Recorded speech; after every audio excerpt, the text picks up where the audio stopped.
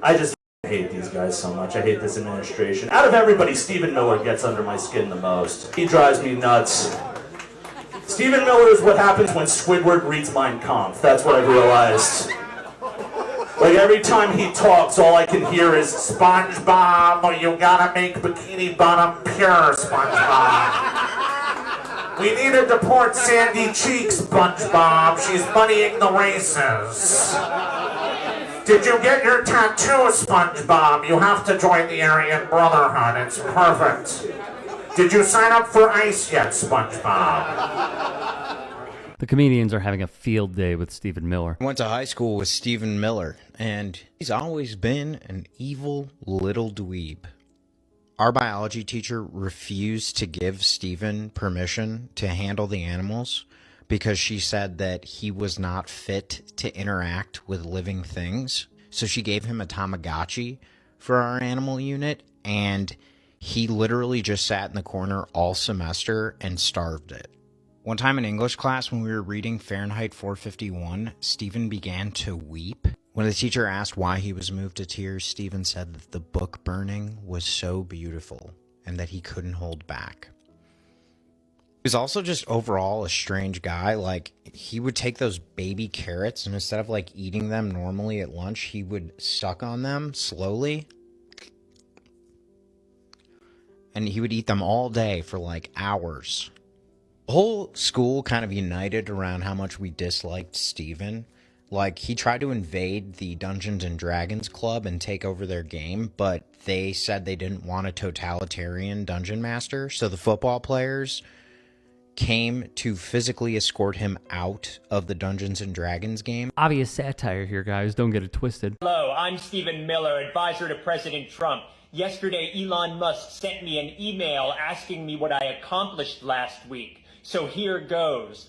First, flooded the zone with the tears of unicorns. Second, finally returned those scam hair plugs. You're gonna hear from RFK and the FDA, sexyscalpalphamale.com. Third, convinced 5 more people that I am human. Elon also said that responses should not disclose classified information. For example, here's one from the CIA. Monday, drove somewhere. Friday, drove back. Here's another one from one of our newest White House employees. For anonymity, I will refer to him as Vladimir P. Monday, sent box of cash and fresh babies to Tucker Carlson. Tuesday, sexy weekly Zoom chat with Donnie. Wednesday, continued trying to improve Microsoft Teams.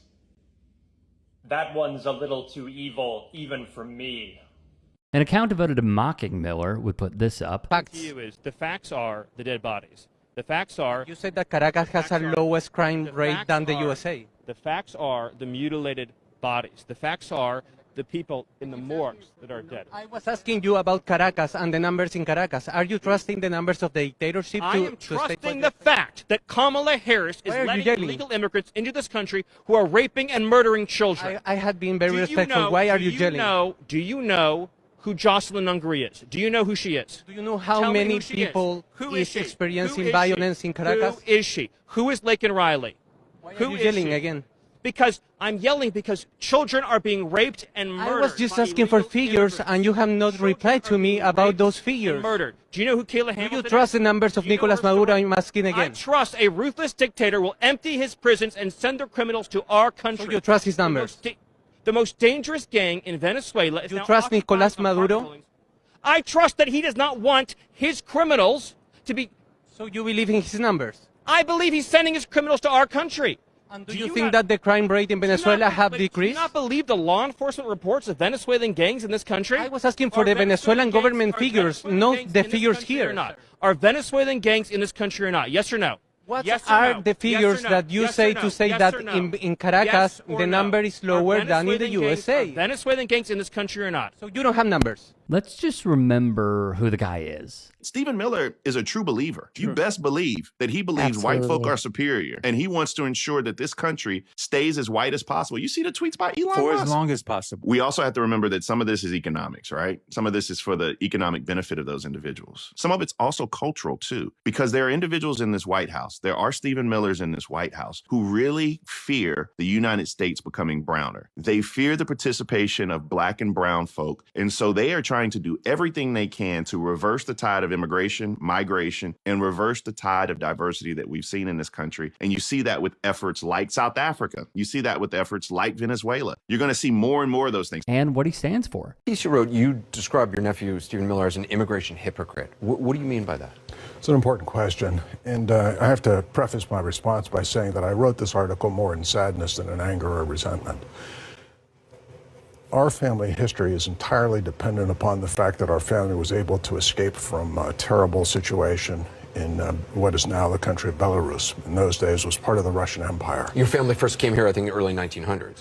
The first of our particular group came over in 1903. They worked for a while peddling fruit and doing sweatshop work, and then they were able to round up enough money to bring over the rest of the immediate family. Everybody else who didn't make it, they were all swept away in the Holocaust and dead. And so you're saying the hypocrisy well, let's put it simply. Had we not been able to enter America when we did, Stephen Miller would never exist. You referred to your nephew Stephen as an immigration hypocrite. Do you see this administration itself as hypocritical? The First Lady, her parents just got citizenship based on what the administration would call chain migration. Well, let's think of it for a second. As far as I understand, Mr. Trump's grandfather came over, or either his father or his grandfather came over as an immigrant from Germany, trying to avoid draft into the German army. He's trying to find a new life here in the United States. His mother, I think, escaped the poverty of Scotland, yeah. Looking for a better opportunity in New York City. And he is married as what's the count now? 3 immigrant women in the United States, and has just through chain migration, her parents have been made citizens of the United States, and I welcome them. And how his family despises him. Melissa Casimir, Stephen Miller's cousin, took to Facebook to disown him. Many of you know who my cousin is. Being public about it is something I've struggled with. I live with real fear about what posting something this raw might bring. I am living with the deep pain of watching someone I once loved become the face of evil. But I know that staying silent only deepens the ache. There's so much more I could say, and maybe someday I will. It's a long read. I'm wordy AF, she typed. She would continue. Last night I found myself in a stage of grief I didn't even realize I had been carrying. A grief that's been living inside me for years, quiet but constant. It comes from being so close to the root of something violent and vile in this country. I cried until I couldn't breathe. Hours of sobbing, gasping, shaking, sick to my stomach with a weight in my chest that was too heavy to fight. I was having a panic attack I couldn't escape. Maybe it was 10 years of anger and pain finally breaking through the surface. Maybe it was the most recent ice raids turning my rage into sorrow. Whatever it was, something in me cracked wide open and has shaken me to my core. More from Casimir. Our privilege has been wasted on cruelty and torture, targeting the very people who make our communities whole, the hardest workers, the most vulnerable, the ones who carry this country on their backs. A society is only as strong as its most vulnerable, and ours are at their weakest. This is not by accident, but by design. Your design, Stephen. I grieve what you've become, Stephen, and I grieve what I've lost because of it. I grieve your children and I will never meet. I grieve the future family you've stolen from me by choosing a path so filled with cruelty that I cannot and will not be a part of it. I will never knowingly let evil into my life, no matter whose blood it carries, including my own. The last 2 paragraphs read as follows. I try to fight your harm in every way I can, but it will never be enough. I can't undo what you've done or who you have become. I cannot match or reach your power. I feel helpless. The panic attacks haven't stopped since the grief cracked open. The tears won't stop, and the weight on my chest is constant. This isn't about politics. This is about humanity, about decency, and you have lost yours.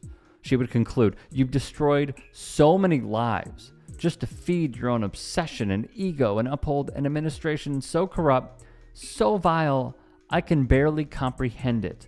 As surreal as it all feels, this is reality. As much as I try to disassociate from it, the truth remains. Being this close to such deep cruelty fills me with shame. I am gutted. My heart breaks that this is the legacy you have brought to our family.